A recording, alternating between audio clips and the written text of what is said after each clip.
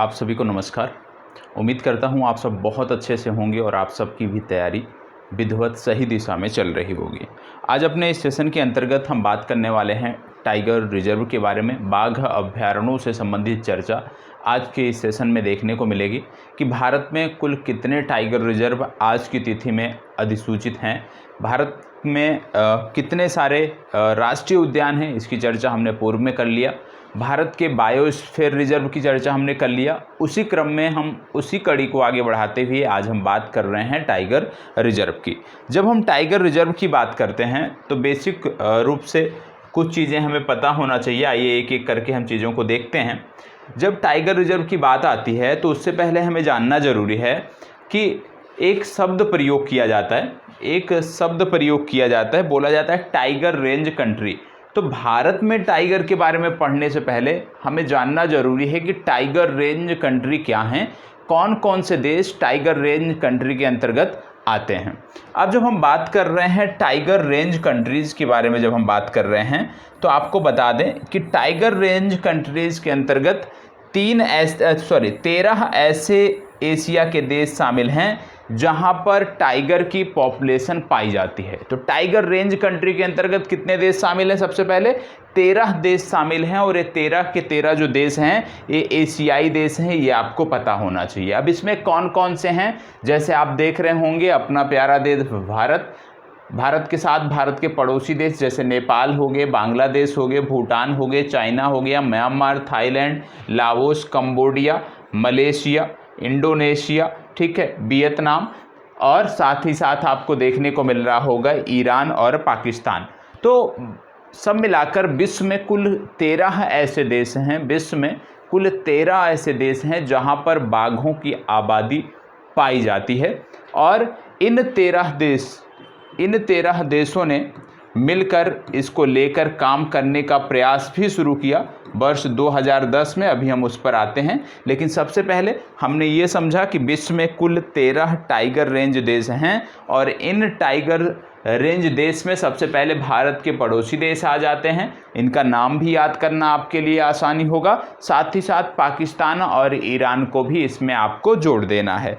वर्तमान में यदि हम बात करें जो टाइगर रेंज कंट्रीज़ हैं, जैसे 13 टाइगर रेंज के देश आपको देखने को मिलते हैं, इनमें से यदि हम बात करें तो जो 70% पॉपुलेशन है, 70% जो टाइगर की आबादी है वो सिर्फ और सिर्फ भारत में पाई जाती है। बाकी के जो 30% टाइगर की आबादी है वो 12 अन्य देशों में देखने को मिलती है। इस रेंज के 12 अन्य देशों में देखने को मिलती है, लेकिन 70% जो आबादी है वो सिर्फ और सिर्फ आपको भारत में देखने को मिलती है। वर्तमान समय में यदि हम बात करें तो भारत के अलावा अन्य देशों में लगातार इनकी संख्या, भारत और नेपाल को छोड़ दो आप, बाकी के अन्य देशों में इनकी संख्या लगातार कम होती जा रही है।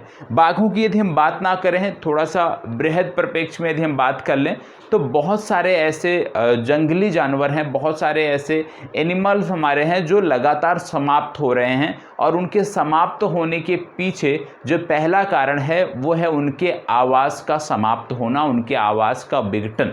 तो आवास समाप्त हो रहे हैं, जो उनके प्राकृतिक आवास हैं समाप्त हो रहे हैं, और प्राकृतिक आवासों के समाप्त होने के कारण धीरे धीरे प्रभाव इन वन्यजीवों पर आ रहा है और इनकी आबादी अब सीमित होती जा रही है। दूसरा सबसे महत्वपूर्ण कारण जो वन्यजीवों की आबादी के घटने का कारण है, पहला तो हो गया आवास, दूसरा जो प्रमुख कारण देखने को मिलता है वो है शिकार।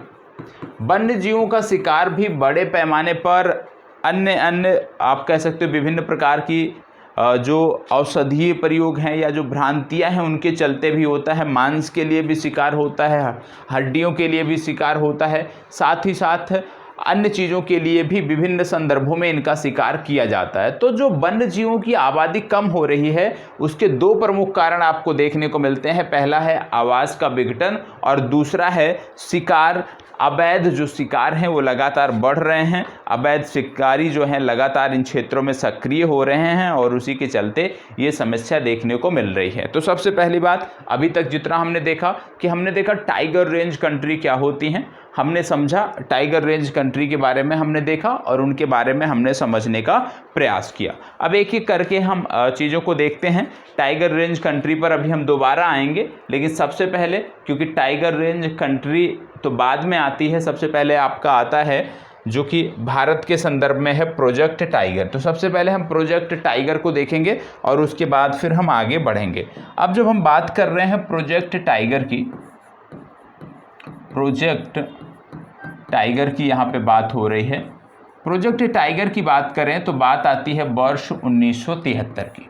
ठीक है, प्रोजेक्ट टाइगर की जब हम बात करते हैं तो वर्ष 1973 की बात आती है। उस समय हमारी प्रधानमंत्री हुआ करती थी श्रीमती इंदिरा गांधी, और श्रीमती इंदिरा गांधी के प्रयासों के फलस्वरूप ही, उन्हीं की एक दूरदर्शी सोच थी जिसके फलस्वरूप ही प्रोजेक्ट टाइगर को वर्ष 1973 में हरी झंडी दिखाई गई थी।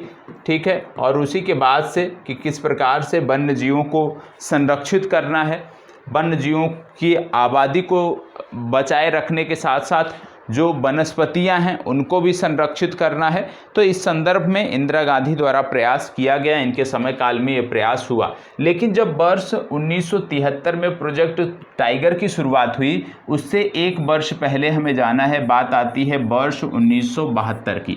वर्ष 1972 क्यों महत्वपूर्ण है? क्योंकि वर्ष 1972 में वाइल्ड लाइफ प्रोटेक्शन एक्ट लाया गया था। क्या लाया गया था? Wild life protection act. ठीक है, वन्य जीव संरक्षण अधिनियम, इसी को आप बोलते हैं वन्य जीव संरक्षण अधिनियम। ठीक है, तो वन्य जीव संरक्षण अधिनियम 1972 टाइगर जो बाघ अभ्यारण्य हमारे अधिसूचित किए जाने थे या प्रोजेक्ट टाइगर जो थे उसके एक वर्ष पूर्व लाया गया था। अब वन्यजीव संरक्षण के बारे में कुछ चीज़ें आपको पता होना चाहिए। वन्यजीव संरक्षण के बारे में आपको बता दें कि यहाँ पे जो वन्यजीव संरक्षण अधिनियम 1972 है, इसमें टोटल आपको 6 अनुसूचियाँ देखने को मिलती हैं। याद रखिएगा, कुल कितनी अनुसूचियाँ हैं इसमें? तो कुल इसमें 6 अनुसूचियाँ देखने को मिलती हैं। याद रखिएगा, प्रश्न पूछा जाता है। ठीक है, 6 अनुसूचियाँ देखने को मिलती हैं। लेकिन यदि आपसे पूछ लिया जाए कि वन्यजीव संरक्षण अधिनियम के जो 6 अनुसूचियाँ हैं उनमें से कितनी अनुसूचियाँ हैं जो एनिमल से संबंधित हैं या वन्य जीवों से संबंधित हैं, तो आपको बताना है कि अनुसूची 1 से लेकर के अनुसूची 5 तक ये वन्य जीवों से संदर्भित है, संबंधित है। ठीक है, अनुसूची 6 की यदि हम बात करें कि भाई अनुसूची 6 का संबंध कहाँ से है, तो याद रखिएगा अनुसूची 6 का संबंध पौधों से हैं, ऐसे कुछ विशेष पौधों से है जिसके बारे में अभी हम बात करेंगे। तो अनुसूची 6 जो है ये पौधों से संबंधित हो जाती है, और अनुसूची 1 से लेकर 5 तक की जब हम बात करते हैं तो ये वन्य जीवों से संबंधित है, वन्य जीवों से जुड़ी हुई है। अब ये जो अनुसूचियाँ हैं, जैसे अनुसूची 1 और 2 में शामिल जीवों की हम बात कर लें तो उनका शिकार पूर्ण रूप से वर्जित है। उनका शिकार करने पर जुर्माना के साथ साथ लंबी सजाएं भी होती हैं। ठीक है, और इसमें जो लुप्त प्राय श्रेणी के जानवर होते हैं लगभग उन्हीं को यहाँ पे रखा जाता है। तो अनुसूची 1 और अनुसूची 2 सबसे महत्वपूर्ण है। इसके बाद अनुसूची 5 आती है। अनुसूची 5 की जब हम बात करें, इसमें कुछ ऐसे जानवरों को शामिल किया जाता है, ऐसे वन्य जीवों को इसमें शामिल किया जाता है जिनका शिकार किया जा सकता है, जिनका शिकार किया जा सकता है। ठीक है, शिकार किया जा सकता है किस संदर्भ में? जब अनुसूची 5 में शामिल किसी भी जीव द्वारा मानव के प्रति खतरा हो, या जो आप कह सकते हैं एक शब्द अंग्रेजी में इसके लिए एक शब्द प्रयोग किया जाता है वर्मिन, जब उसको वर्मिन घोषित कर दिया जाए, ठीक है, या नुकसान पहुंचा रहे हों, बहुत ज़्यादा नुकसान उससे पहुंच रहा हो, तब उसके शिकार की अनुमति होती है। और ये किस अनुसूची में शामिल है? अनुसूची 5 में। जैसे ग्रामीण क्षेत्रों में यदि हम बात करें, नील गाय आप जानते होंगे, नील गाय का शिकार आम दिनों में नहीं किया जा सकता, लेकिन कुछ संदर्भों में नील गाय का शिकार भी होता है जब सरकार अनुमति देती है, स्थानीय प्रशासन अनुमति देता है। इसी प्रकार बंदर हैं, बंदरों का संबंध विशेष रूप से हिमाचल प्रदेश में। याद रखिएगा, हिमाचल प्रदेश में हर वर्ष हजारों की संख्या में बंदरों को मारना पड़ता है। क्यों क्यों मारना पड़ता है? क्योंकि ये बहुत ज़्यादा संकट उत्पन्न करते हैं मानव जीवन पर, और क्योंकि ये 5 में, अनुसूची 5 में शामिल हैं, तो इसके लिए राज्य सरकार जब आदेश जारी करती है, राज्य सरकार जब प्रावधान करती है, फिर इनका शिकार किया जा सकता है, इनको मारा जा सकता है। तो याद रखिएगा, अनुसूची 5 के बारे में याद रखिएगा कि इनमें जो शामिल जीव हैं उनका शिकार किया जा सकता है, लेकिन इसके लिए सरकार हमें अनुमति देती है। और 1 से लेकर के 4 तक जो शामिल है, विशेष रूप से 1 और 2, अनुसूची 1 और 2 में जो जीव शामिल है उनका शिकार किसी भी परिदृश्य में, किसी भी संदर्भ में नहीं हो सकता है। तो इन अनुसूचियों के बारे में थोड़ी सी बेसिक जानकारी आपको होनी चाहिए। और विशेष रूप से अनुसूची संख्या 6 के बारे में, जहाँ पर पौधों के बारे में बात की गई है, और ऐसे पौधे जिनकी खेती करना वर्जित है। तो जिन पौधों की खेती करना वर्जित है उनको भी वन्य जीव संरक्षण अधिनियम 1972 की अनुसूची 6 में जगह दी गई है, ये आपको पता होना चाहिए। तो अनुसूचियों के बारे में इतनी जानकारी हमारे परीक्षा के लिए पर्याप्त है। इतनी जानकारी से यदि यूपीएससी का भी कोई प्रश्न बनता है तो आप हल कर सकते हैं। ठीक है, अब हम बात कर लेते हैं टाइगर रेंज कंट्रीज़ के बारे में हम बात कर रहे थे, तो आइए उसके बारे में हम देख सकते हैं। टाइगर रेंज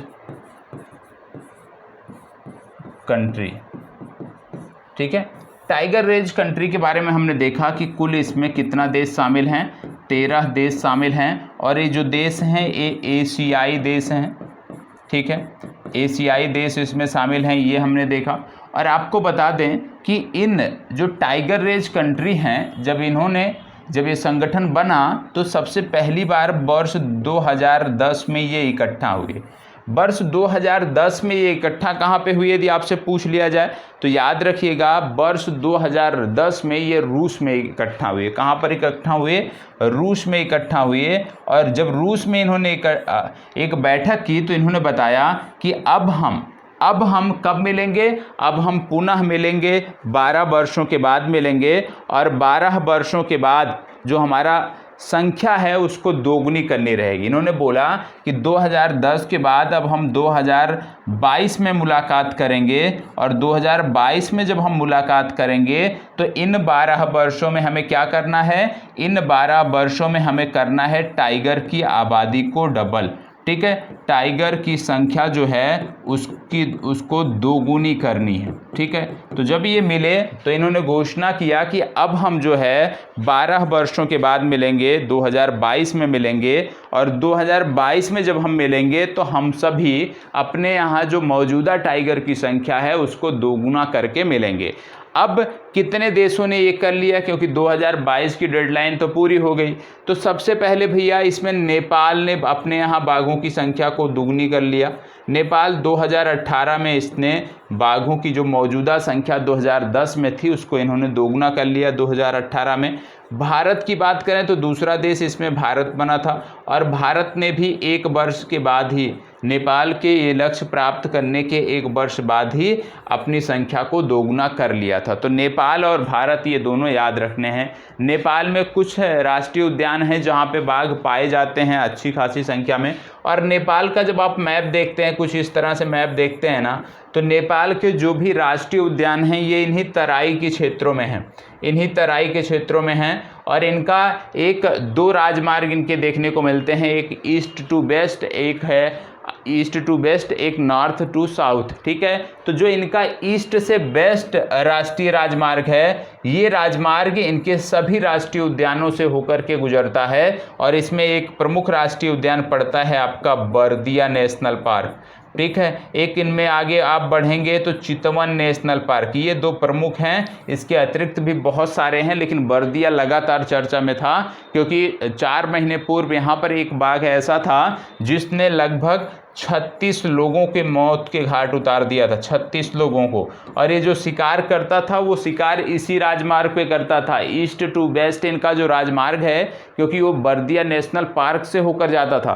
तो जो बाइकर्स होते थे वो बाइकर्स पर हमला करता था और उनको अपना शिकार बनाता था। तो बर्दिया नेशनल पार्क और चितवन दोनों आपको यहाँ पर याद रखने की ज़रूरत है। अब ये जो टाइगर की आबादी को दोगुना करने की योजना थी, इसका नाम क्या रखा गया? इसका नाम रखा गया TX2, ठीक है। TX2 इसका नाम रखा गया। याद रखिएगा, इस योजना का नाम था TX2, जिसके माध्यम से बाघों की संख्या को दोगुनी करनी थी। अब बात आती है कि भाई वर्ष 2022 ही लक्ष्य क्यों रखा गया?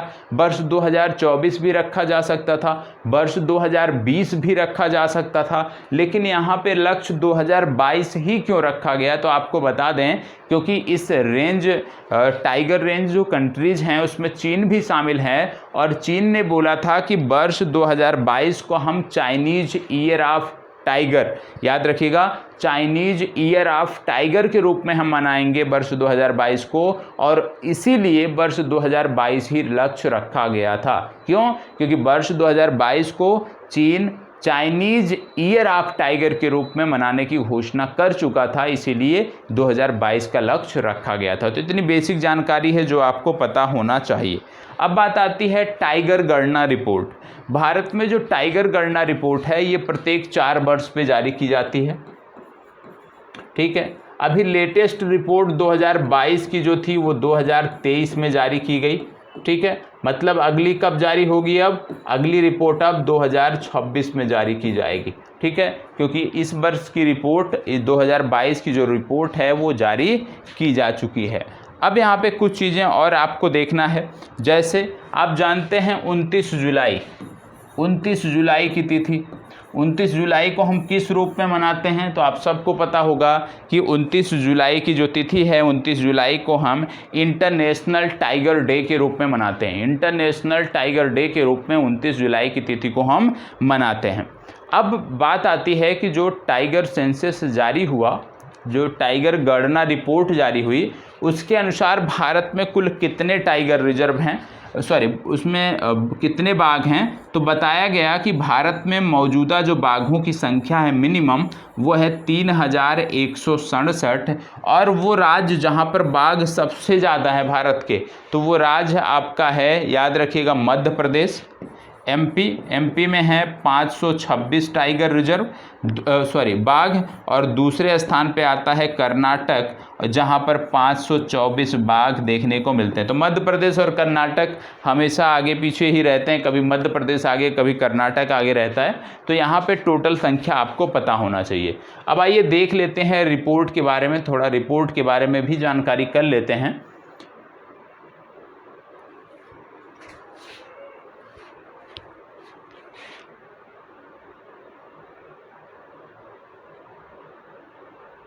ये आपकी रिपोर्ट ओपन हो रही है, आधिकारिक ये रिपोर्ट है, बाघ गणना रिपोर्ट है, और इसमें जानकारी दी गई है। आइए देख लेते हैं एक एक करके। इसमेमें यहाँ पे बताया गया है कि मिनिमम पॉपुलेशन एस्टीमेट कितना है भारत में? 3167। तो भारत में इस रिपोर्ट के अनुसार कुल जो बाघों की आबादी है कम से कम वो 3167 है। अब इसमें बहुत सारी चीज़ें दी गई कि किस प्रकार से गणना किया गया, कितने कैमरे थे, कितने लोगों ने सर्वे किया, कितने किलोमीटर तक सर्वे किया, वो आपके काम की विषय वस्तु नहीं है, तो उस पर फोकस नहीं करना है। अब ये देख रहे होंगे कि भारत में किस प्रकार से बाघों की जो आबादी है वो बढ़ी। जिस प्रकार से हमने संरक्षण पर फोकस किया, उसके बाद से देखने को मिलता है कि 2006 में 1014, 2010 में 1706, 2014 में 2226, 2018 में 2967 बाघ, और अब जाकर आपको देखने को कितना मिल रहा है? अब जाकर आपको देखने को मिल रहा है 3167 बाघ, ठीक है। तो लगातार जब से हमने काम करना शुरू किया इस दिशा में, हमारे यहाँ लगातार जो बाघों की आबादी है वो लगातार बढ़ती हुई देखने को मिली है। अब इस रिपोर्ट में बहुत सारी चीज़ें हैं जो बताई गई हैं, उसका निचोड़ मैं अभी आपको नोट डाउन करा देता हूं, अभी मैं बता देता हूं, ठीक है। ये रिपोर्ट आप भी NTCA की वेबसाइट पे जाके प्राप्त कर सकते हैं। इस रिपोर्ट को नेशनल टाइगर कंजर्वेशन अथॉरिटी की वेबसाइट पे आप जाइए, वहां पर ये रिपोर्ट मिल जाएगी। हर तीसरे महीने भी वहां पर एक रिपोर्ट जारी की जाती है। अब इस रिपोर्ट में विशेष रूप से रीजन वाइज दिखाया है कि किस रीजन में सबसे ज़्यादा बाघ हैं, किस रीजन में कम हैं। जैसे पश्चिमी घाट की बात की गई है, शिवालिक रेंज की बात की गई है, नीलगिरी रेंज की बात की गई है। इस प्रकार से इस रिपोर्ट में चर्चा की गई है। आइए देख लेते हैं, क्योंकि इसमें बहुत सारी जानकारी दी गई है। जैसे आप देख रहे होंगे यहाँ पे शिवालिक हिल्स की बात हो रही है, सेंट्रल इंडिया की बात हो रही है, वेस्टर्न घाट की बात हो रही है, नॉर्थ ईस्ट हिल की बात हो रही है, सुंदरबन की बात हो रही है। तो यहाँ पे टोटल संख्या कितनी है उन सब के बारे में बात हो रही है। भारत में बाघ कहाँ कहाँ पाए जाते हैं ये मैप आप देख लीजिए। भारत में कहाँ पर किस राज्य में कितने बाघ हैं उस आधार पे एक रेड जोन दिखाया गया है। अब इस जोन को यदि आप देखेंगे तो आपको देखने को मिल रहा है ये सेंट्रल वाला जो पार्ट है, विशेष रूप से ये जो मध्य प्रदेश वाला पार्ट है, जो कर्नाटक वाला पार्ट है, ये जो सेंट्रल एरिया है, यहाँ पर बाघों की जो आबादी है वो बहुतायत आपको देखने को मिल रही होगी। इसके बाद यदि आप ऊपर देख रहे होंगे तो यहाँ पे यदि आप देख रहे होंगे तो देखिए यहाँ पे उत्तराखंड का रीजन पड़ता है, फिर उत्तर प्रदेश का पड़ता है। यहाँ पर बाघों की संख्या बहुतायत आपको देखने को मिल रही होगी। ये वाला जो रीजन है आपको देखने को मिल रहा है, ये वाल्मीकि बिहार का रीजन है, वाल्मीकि नेशनल पार्क का रीजन है, वाल्मीकि टाइगर रिजर्व का रीजन है। फिर इसके बाद आप देख रहे होंगे कि असम में भी कुछ क्षेत्रों में पाए जाते हैं, ठीक है, पश्चिम बंगाल में भी हैं, साथ ही साथ फिर अरुणाचल प्रदेश में भी आपको देखने को मिल रहा है। लेकिन इनका जो संकेंद्रण है, यदि हम बात करें बाघों का जो संकेंद्रण है भारत में उसकी हम बात करें तो इनका संकेंद्रण सेंट्रल पार्ट में ही देखने को मिलता है, मध्य भाग में भी देखने को मिलता है।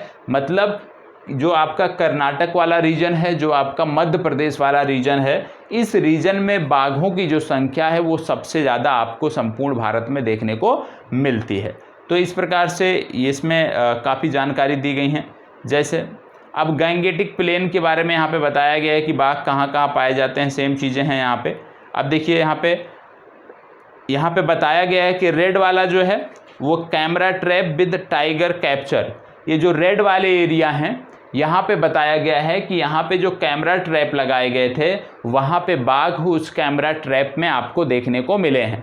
अब जो ये आप देख रहे हैं ब्राउन कलर वाला एरिया है, इसमें बताया गया कैमरा ट्रैप कवरेज। हालांकि इसमें हो सकता है जैसे क्या है कि जब बाघ की हम गणना करते हैं ना तो कई बार उनके चित्रों के आधार पे करते हैं जो उनकी पिक्चर मिलती है, कई बार उनके जो पग मार्क होते हैं उनके आधार पे करते हैं, ठीक है। तो बहुत सारे तरीके होते हैं बाघों की गणना के और उन्हीं सभी तरीकों के माध्यम से यहाँ पे बताया गया है कि किस आधार पे जो है यहाँ पे आपको देखने को मिलता है। देखो टाइगर प्रेजेंस फ्रॉम जेनेटिक, कुछ रीजन ऐसे हैं जहाँ पे जेनेटिकली टाइगर पाए जाते हैं। तो यहाँ पे अलग अलग रीजन दिखाए गए हैं जो कि आपके लिए महत्वपूर्ण नहीं है, तो इस पर आपको नहीं जाना है। हमारे लिए क्या महत्वपूर्ण है? हमारे लिए महत्वपूर्ण है कि हम एक एक करके टाइगर रिजर्व को देखें कि भारत में जो टाइगर रिजर्व आपको देखने को मिलते हैं वो किन प्रांतों में देखने को मिलते हैं और आज के समय में कुल कितने टाइगर रिजर्व हैं। आज के समय में यदि हम बात करें तो भारत में कुल जो टाइगर रिजर्व हैं, सबसे पहले कुल संख्या पता होना चाहिए।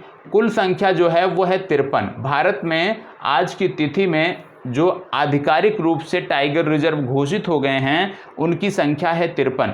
53वां कौन था यदि हम बात करें तो 53वां जो टाइगर रिजर्व बना था वो उत्तर प्रदेश का था, जिसका नाम था Ranipur tiger reserve. Ranipur tiger reserve. इससे पहले कौन सा बना था तो राजस्थान का था रामगढ़ विषधारी, ठीक है, रामगढ़ विषधारी टाइगर रिजर्व। इससे पहले कौन सा था रामगढ़ विषधारी के पहले कौन सा था तो ये था तमिलनाडु से संबंधित, जिसका नाम था श्री विल्लुपुत्तूर, ठीक है, मेघमलई टाइगर रिजर्व। तो ये आपको पता होना चाहिए, लेटेस्ट आपको याद रखने की ज़रूरत है। अब एक एक करके हम राज्यों का मैप देखेंगे और साथ ही साथ उस राज्य में जो भी टाइगर रिजर्व हैं उसको नोट करते हुए हम आगे बढ़ेंगे, ठीक है। जितनी बेसिक जानकारी थी वो हमने समझ लिया, उसको उम्मीद करता हूँ कि यदि आपने नोट अभी तक नहीं किया होगा तो उसको नोट अवश्य आप कर लीजिएगा, ठीक है। अब यहाँ पे एक एक राज्य का हम मैप देखेंगे और मैप के आधार पे फिर हम अपनी चीज़ों को आगे बढ़ाएंगे।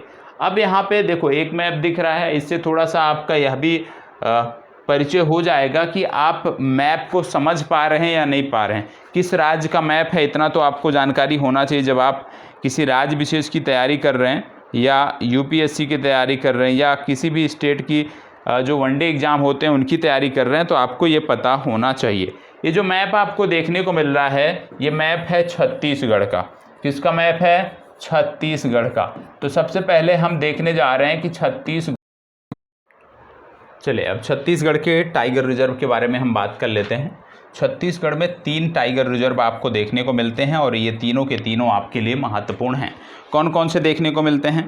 पहला आपको देखने को मिलता है उदंती सीतामढ़ी।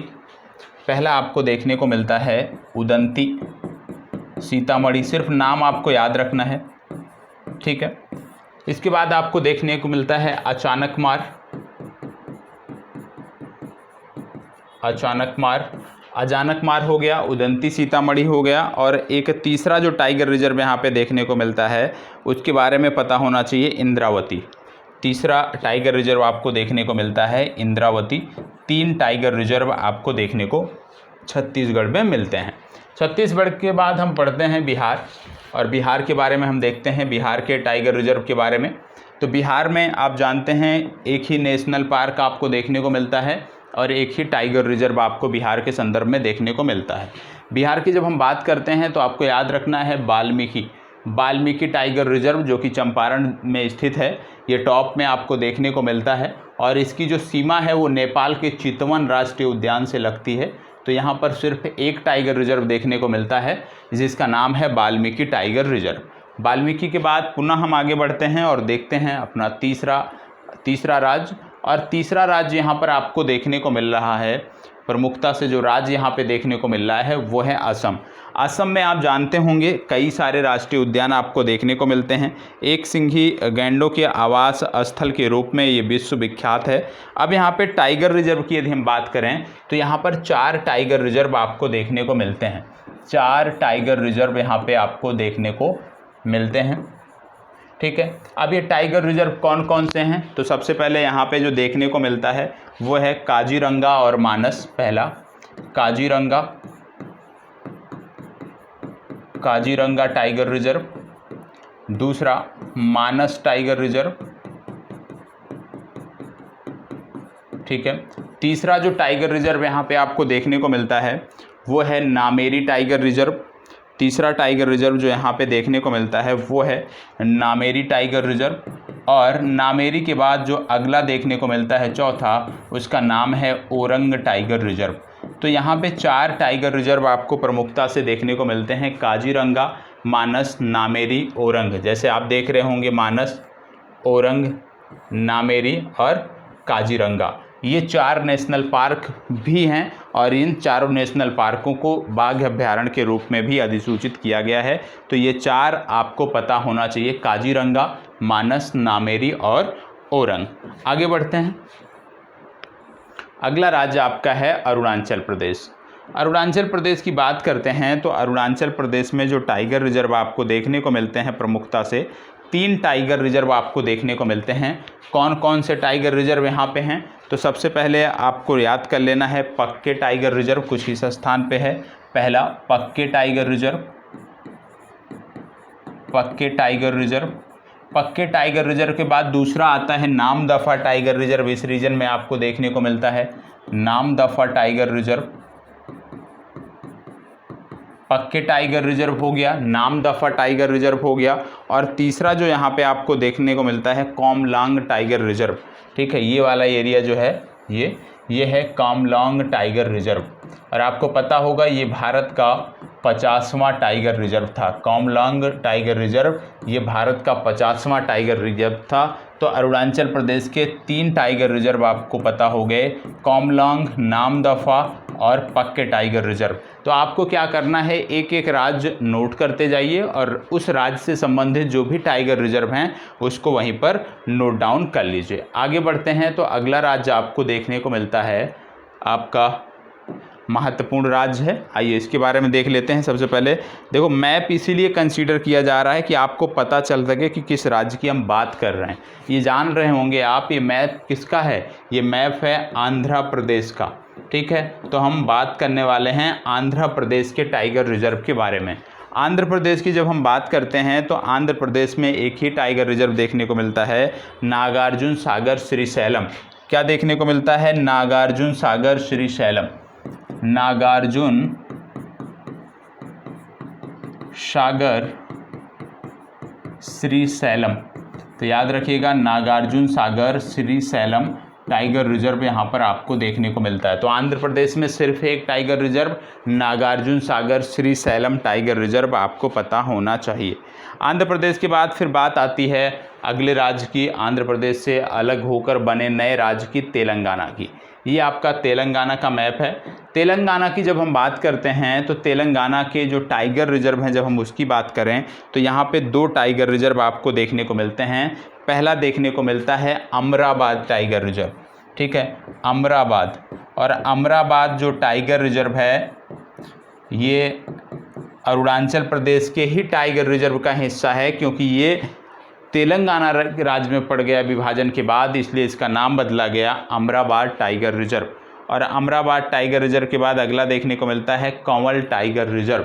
उसी स्थान पे आप जाएंगे तो यहाँ पे देखने को मिलता है कंवल टाइगर रिजर्व, ठीक है। तो तेलंगाना में 2 टाइगर रिजर्व कौन कौन से, अमराबाद टाइगर रिजर्व और कंवल टाइगर रिजर्व, ठीक है। चलिए आगे बढ़ते हैं। तेलंगाना के बाद अगला राज्य आपको देखने को मिल रहा है, और इसका सिर्फ और सिर्फ आधा मैप मैंने यूज़ किया है, क्योंकि जो टाइगर रिजर्व है इसके उत्तरी भाग में स्थित है। ये मैप है मिजोरम का। किस राज्य का मैप है? ये मिजोरम का मैप है। और मिजोरम में सिर्फ एक टाइगर रिजर्व आपको देखने को मिलता है, और वह भी मिजोरम के उत्तरी भाग में आपको देखने को मिलता है। मिजोरम में स्थित जो टाइगर रिजर्व है इसका नाम है डंपा टाइगर रिजर्व। क्या नाम है? Dampa tiger reserve. ये आपका एकमात्र टाइगर रिजर्व है मिजोरम का जो आपको पता होना चाहिए। तो डंपा टाइगर रिजर्व, ठीक है, मिजोरम से संबंधित है, ये आपको पता होना चाहिए। आगे बढ़ते हैं, अगला राज्य देखते हैं। अगला राज्य ये आपका रहा। मैप से यदि कुछ अंदाज़ा हो रहा हो तो बहुत अच्छी बात है, नहीं हो रहा हो तो मैं बता रहा हूँ। ये राज्य आपका है ओडिशा, ठीक है, ये राज्य आपका है ओडिशा। और ओडिशा की जब हम बात करते हैं तो ओडिशा में 2 टाइगर रिजर्व आपको देखने को मिलते हैं। कौन कौन से देखने को मिलते हैं? कौन कौन से टाइगर रिजर्व देखने को मिलते हैं ओडिशा में? तो पहला आपको देखने को मिलता है सिमलीपल टाइगर रिजर्व। इस स्थान पे आपको मिलेगा सिमलीपल टाइगर रिजर्व। और दूसरा जो टाइगर रिजर्व आपको देखने को मिलता है ओडिशा में, उसका भी नाम आपको पता होना चाहिए। उसका नाम है सतकोसिया टाइगर रिजर्व। और सतकोसिया टाइगर रिजर्व मध्य भाग में देखने को मिलता है, सतकोसिया टाइगर रिजर्व, ठीक है। तो 2 टाइगर रिजर्व हो गए। कौन कौन से? सिमलीपल टाइगर रिजर्व और सतकोसिया टाइगर रिजर्व। ये दोनों आपको याद रखने की ज़रूरत है। किस राज्य के संदर्भ में? उड़ीसा राज्य के संदर्भ में ये दोनों आपके लिए महत्वपूर्ण हो जाते हैं। उड़ीसा के बाद फिर हम आगे बढ़ते हैं और अगला मैप देखते हैं किस राज्य का है। अगले मैप की बात करें तो ये मैप दिख रहा है आपको राजस्थान का।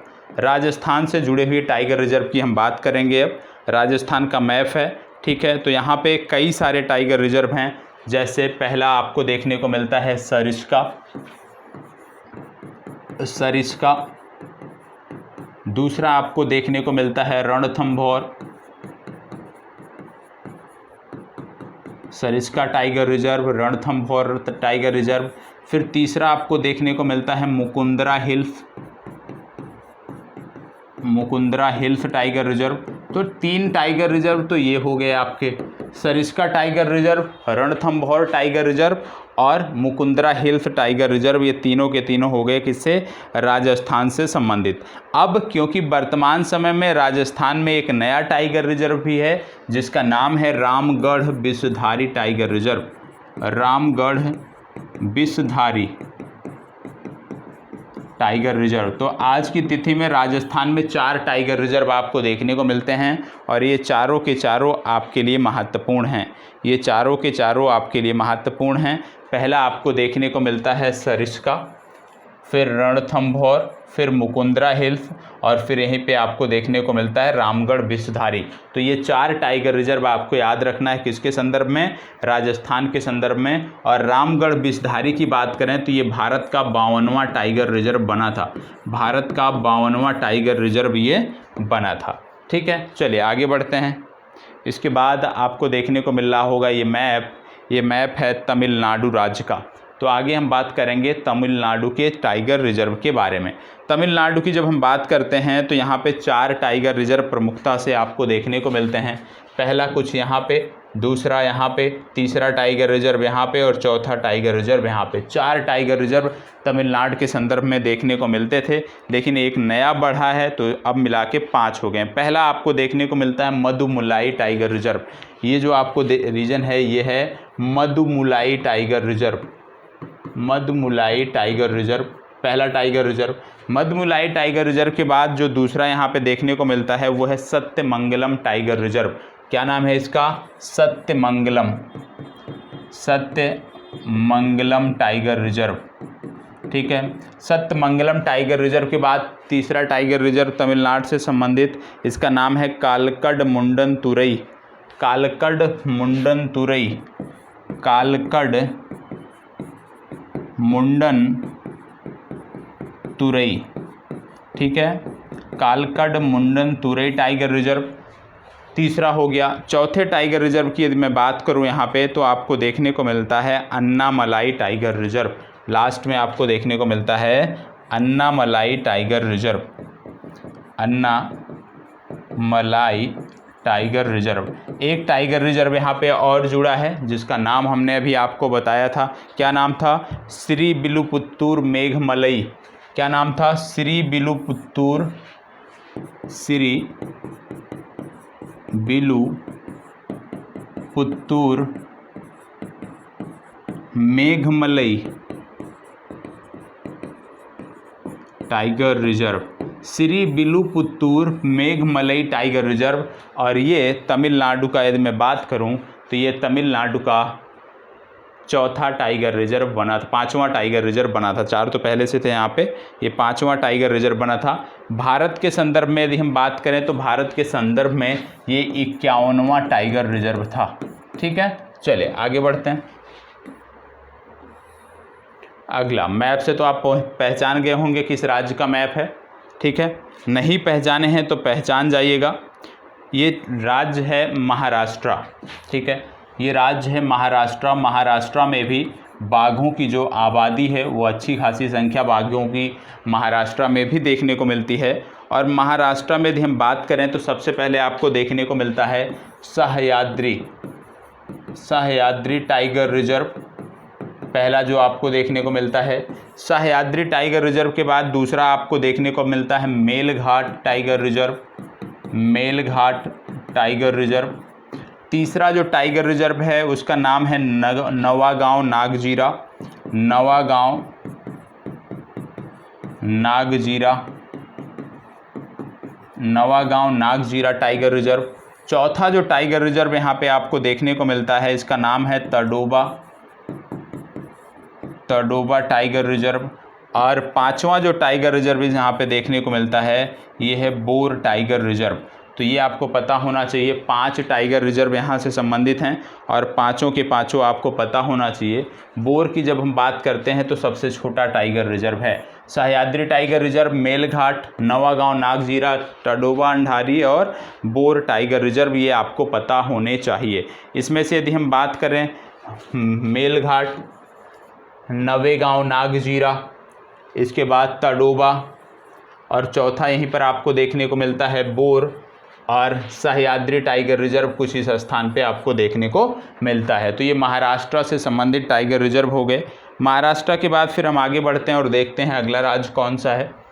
अगला राज्य आपका है मध्य प्रदेश। मध्य प्रदेश का मैप थोड़ा सा कटा हुआ है लेकिन इतना हमारे काम का है क्योंकि जो टाइगर रिजर्व हैं वो इन्हीं क्षेत्रों में आपको देखने को मिलते हैं।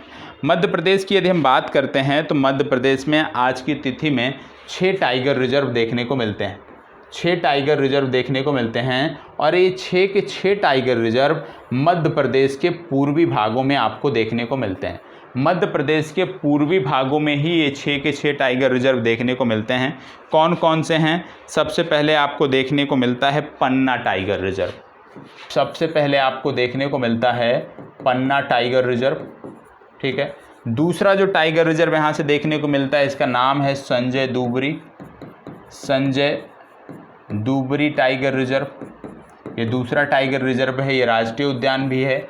तीसरा जो यहाँ पे आपको देखने को मिलता है वो है Kanha tiger reserve. Kanha tiger reserve के बाद अगला देखने को मिलता है पेंच टाइगर रिजर्व, ठीक है। पांचवा जो आपको देखने को मिलता है, यदि मैं बात करूं, वह है Satpura tiger reserve. Satpura tiger reserve. Satpura tiger reserve के बाद छठवां जो यहाँ पे आपको देखने को मिलता है, ये है बांधवगढ़ टाइगर रिजर्व। ठीक है, तो ये 6 टाइगर रिजर्व मध्य प्रदेश के संदर्भ में आपको देखने को मिलते हैं। ठीक है, 6 के 6 आपको पता होना चाहिए। Panna tiger reserve, Sanjay Dubri tiger reserve, Kanha tiger reserve, Pench tiger reserve, Satpura tiger reserve और बांधवगढ़ टाइगर रिजर्व। मध्य प्रदेश के बाद पुनः हम आगे बढ़ते हैं और देखते हैं अगला मैप। अगला मैप आपको देखने को मिल रहा होगा केरल का। केरल से संबंधित हम टाइगर रिजर्व की बात करेंगे कि भाई केरल में कौन से टाइगर रिजर्व देखने को मिलते हैं। तो केरल में 2 टाइगर रिजर्व आपको देखने को मिलते हैं। केरल में 2 टाइगर रिजर्व आपको देखने को मिलते हैं। एक का नाम है पेरियार टाइगर रिजर्व और दूसरे का नाम है Parambikulam tiger reserve. Parambikulam tiger reserve, ये दोनों टाइगर रिजर्व आपको पता होना चाहिए, पेरियार टाइगर रिजर्व और परम्बिकुलम टाइगर रिजर्व। जिसमें पेरियार टाइगर रिजर्व सबसे ज़्यादा महत्वपूर्ण है, क्योंकि 2022 की जो टाइगर सेंसस जारी किया गया उसमें बताया गया कि सबसे व्यवस्थित टाइगर रिजर्व भारत का यदि कोई है तो वह है पेरियार टाइगर रिजर्व। इस रिपोर्ट में बताया गया है, तो इसका नाम आपको याद रखने की ज़रूरत है। केरल के बाद फिर हम आगे बढ़ते हैं और हम देखते हैं कर्नाटका के बारे में। अगला जो मैप है वो संबंधित है कर्नाटका के बारे में। आइए देख लेते हैं कर्नाटका के टाइगर रिजर्व। कर्नाटका की बात करें, आप जान रहे हैं टाइगर स्टेट के नाम से जाना जाता है, क्योंकि मध्य प्रदेश और कर्नाटक में सबसे ज़्यादा बाघों की आबादी आपको देखने को मिलती है। कर्नाटक की बात करें तो यहाँ पे 4 टाइगर रिजर्व आपको देखने को मिलते हैं। पहला है काली टाइगर रिजर्व, पहला काली टाइगर रिजर्व। दूसरा जो यहाँ पे आपको देखने को मिलता है वो है Nagarhole tiger reserve, Nagarhole tiger reserve. तीसरा आपको जो देखने को मिलता है Bandipur tiger reserve, Bandipur tiger reserve.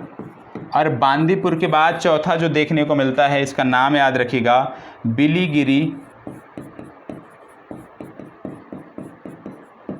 Biligiri Ranganatha मंदिर, रंगनाथा मंदिर टाइगर रिजर्व। तो याद रखिएगा बिलीगिरी रंगनाथा मंदिर टाइगर रिजर्व, ये भी कर्नाटक से संबंधित है। इसको भी आपको याद रखने की ज़रूरत है। कुछ के नए नाम रखे गए हैं, इसलिए वो आपकी परीक्षा के लिए और महत्वपूर्ण हो जाते हैं। इसके बाद कर्नाटक की बात हो गई। कर्नाटक में द्वितीय सबसे ज़्यादा टाइगरों की संख्या है, 2 टाइगर कम हैं किससे, मध्य प्रदेश से। अब बात आ गई है छत्तीसगढ़ की, झारखंड की।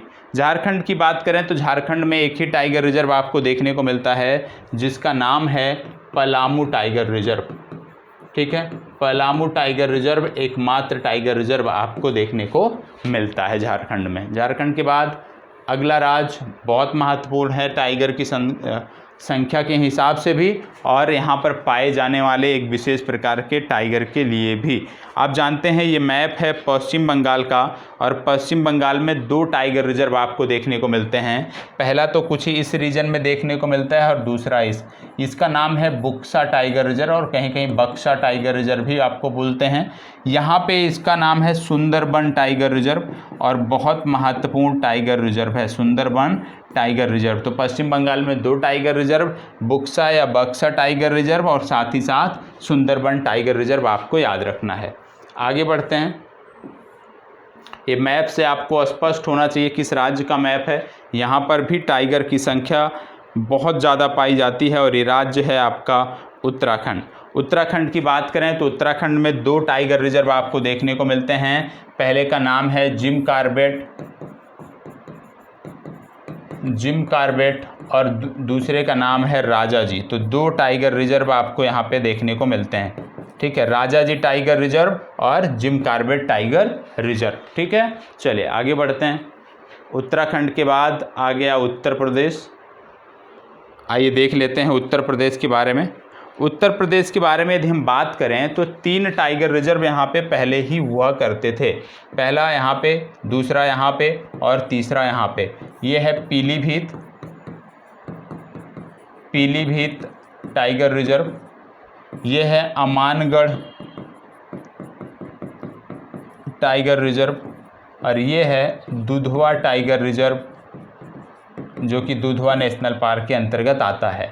अब एक नवीनतम टाइगर रिजर्व यहाँ पे बनाया गया है जिसका नाम है रानीपुर टाइगर रिजर्व, और ये यहाँ पे आपको देखने को मिलता है रानीपुर टाइगर रिजर्व। तो उत्तर प्रदेश में 4 tiger reserve, Amangarh tiger reserve, Dudhwa tiger reserve, Pilibhit tiger reserve और रानीपुर टाइगर रिजर्व, ये आपको 4 टाइगर रिजर्व उत्तर प्रदेश के संदर्भ में याद रखने की आवश्यकता है। ठीक है, तो इस प्रकार से जो टाइगर रिजर्व की सूची थी वो समाप्त हुई है। ये इतनी जानकारी आपको होनी चाहिए टाइगर रिजर्व के बारे में। अब यदि आपको कभी भी, जब भी आप परीक्षा देने जा रहे हैं, ठीक है, जब भी आप परीक्षा देने जा रहे हैं, यहाँ पे मैं आपको बता देता हूँ कि जब भी आपको परीक्षा देना है, किसी भी आयु की परीक्षा दे रहे हैं, वर्ष भर परीक्षाएं होती रहती हैं, तो लगातार आपकी जो आपके एग्ज़ाम है वो चलते रहते हैं। तो आपको बता दें, यदि कभी भी टाइगर रिजर्व देखना है, NTCA आपको टाइप कर लेना है। जब भी आपको टाइगर रिजर्व की बात आएगी, NTCA आपको टाइप कर लेना है। NTCA जैसे आप टाइप करोगे तो यहाँ पे नेशनल टाइगर कंजर्वेशन अथॉरिटी का पेज खुल जाएगा। इस पेज को ओपन करना है, इस पेज को ओपन करना है और इस पेज के सेटिंग में यहाँ पे आपको जाना है, सॉरी सेटिंग में नहीं, इसका मेनू होना चाहिए, 1 मिनट। यहाँ पे टॉप में लिखा हुआ है टाइगर रिजर्व, ठीक है। इस पे हमने क्लिक किया तो उसके बाद से आ गया tiger reserve map, tiger reserve list. तो हमें टाइगर रिजर्व लिस्ट को देख लेना है कि भाई अपडेटेड कितनी है यहाँ पे, ठीक है, क्या अपडेट है। तो जब हम टाइगर रिजर्व लिस्ट पे जाते हैं, जब टाइगर रिजर्व लिस्ट पे जाते हैं तो यहाँ पे सभी टाइगर रिजर्व जैसे जैसे इनके नाम आते हैं आते जाएंगे और लास्ट में आपको देखने को संख्या मिल जाएगी कि अभी कितनी संख्या है। लास्ट में आप देख रहे होंगे तो यहाँ पे आपको देखने को मिल रहा होगा रानीपुर टाइगर रिजर्व, ठीक है, यहाँ पे आपको देखने को मिल रहा होगा रानीपुर टाइगर रिजर्व। और इस वेबसाइट पे NTCA national tiger conservation authority की वेबसाइट पे अभी तक 53 टाइगर रिजर्व का डेटा अपडेट है। तो रानीपुर टाइगर रिजर्व उत्तर प्रदेश 2022 में अधिसूचित किया गया और एरिया यहाँ पे दिया हुआ है। तो जब भी हमें परीक्षा देने जाना है, हमारी जिम्मेदारी बनती है एक बार आकर यहाँ पे हम अवश्य देख लें कि भाई आज की तिथि में कितने टाइगर हैं। और जब आप इस पेज पे आते हो तो यहाँ पे बहुत कुछ आपको सीखने को भी मिलेगा। टाइगर से संबंधित कोई रिपोर्ट आती है, कोई जानकारी आती है तो यहाँ पे अपडेट रहती है। जैसे ये टाइगर जो आप जहाँ भी भारत में टाइगर रिजर्व पाए जाते हैं, ये सभी टाइगर रिजर्व का एक मैप भी यहाँ पर आपको देखने को मिल जा रहा है। तो आपकी जिम्मेदारी बनती है कि जब भी आपको कोई एग्ज़ाम देना है, ठीक है, जब भी किसी परीक्षा में प्रतिभाग करना है तो उससे पहले आप आकर एक बार वेबसाइट पे विजिट कर लें। और यहाँ पे जब आप आएंगे तो यहाँ पे सिर्फ टाइगर सेंसस ही नहीं, यहाँ पे लेपर्ड सेंसस भी मिल जाएगा, यहाँ पे एलिफेंट सेंसस की रिपोर्ट भी मिल जाएगी, सारी जानकारी यहाँ पे आपको मिल जाएगी। तो एक आप कह सकते हो प्रमाणिक सोर्स है, यहीं से सारी जानकारी जारी होती है, उसके बाद ही आप देखते होंगे समाचार पत्रों में, पुस्तकों में। तो यहाँ पे जो जानकारी है वो आधिकारिक जानकारी है। तो टोटल संख्या पूछी जाती है, लेटेस्ट कौन सा है वो यहाँ पे देखने को मिलेगा। यदि आपको पता ही नहीं है कि कितने टाइगर रिजर्व हैं भारत में, तब भी आप इस वेबसाइट पे आइए और वो लिस्ट जाके देख लीजिए, आपको पता चल जाएगा कि कितने टाइगर रिजर्व हैं। ठीक है, तो चलिए अब इस सेशन को यहीं पे समाप्त करते हैं। अगले सेशन में फिर इसी तरह से किसी कंटेंट पे बात करेंगे। अभी तक बायोस्फीयर रिजर्व हमने देखा, टाइगर रिजर्व हमने देखा, नेशनल पार्क देखा, अभी एलिफेंट रिजर्व बचे हैं, वाइल्ड लाइफ सेंचुरीज बची हैं। तो दोनों में से कोई एक दूसरा टॉपिक जो है अगले क्लास में हम देखने को पाएंगे। धन्यवाद, बहुत बहुत आभार।